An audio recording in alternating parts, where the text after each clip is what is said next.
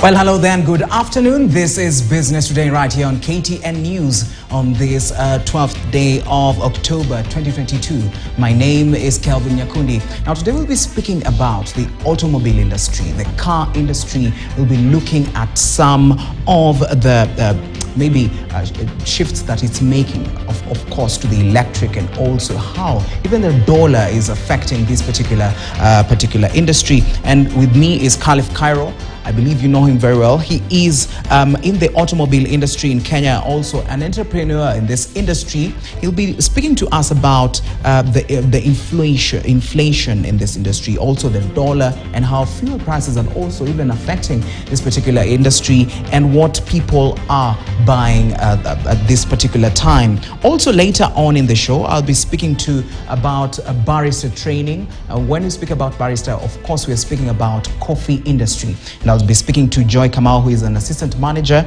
at WorthStart Barrister Training Institute. Stick around for that. But first of all, let us look at some of the stories that we have today.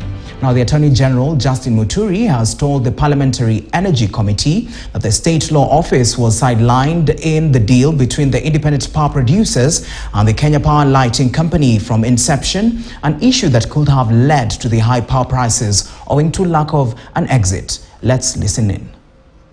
You know, we have not been asked. We are not a party. We have not been made party to those. But of course, what will happen is, if there were to be a suit against either KPLC or the ministry, that's when they will start coming. They will run to our office, and they run with sometimes, a lot of times, with very little information. When they are questioned, they give you a bit of it.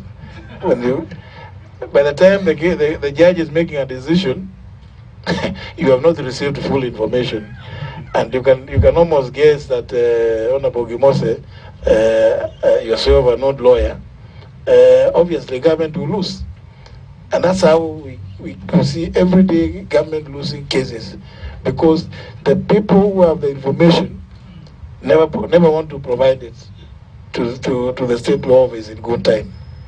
And the reason being, they know, there are some things you can look at and say, obviously this one, ulijifunga hapa, kwa hivyo sasa tuambie vile, why don't you begin to negotiate?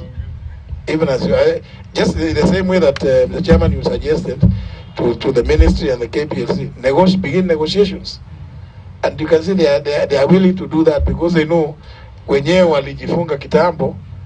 But Mr. Chairman, I want, as I said, I want to repeat, please insist on weekly updates of those negotiations.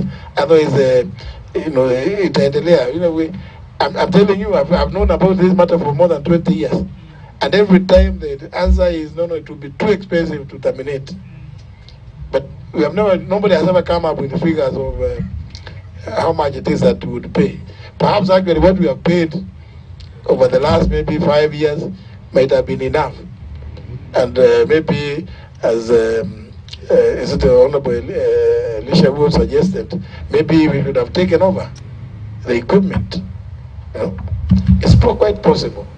But please, I want to encourage the committee to go in the direction that you are moving, Mr. Chairman. All right, we'll be bringing you more of that in our 9 p.m. bulletin. Now, the Cabinet Secretary for Mining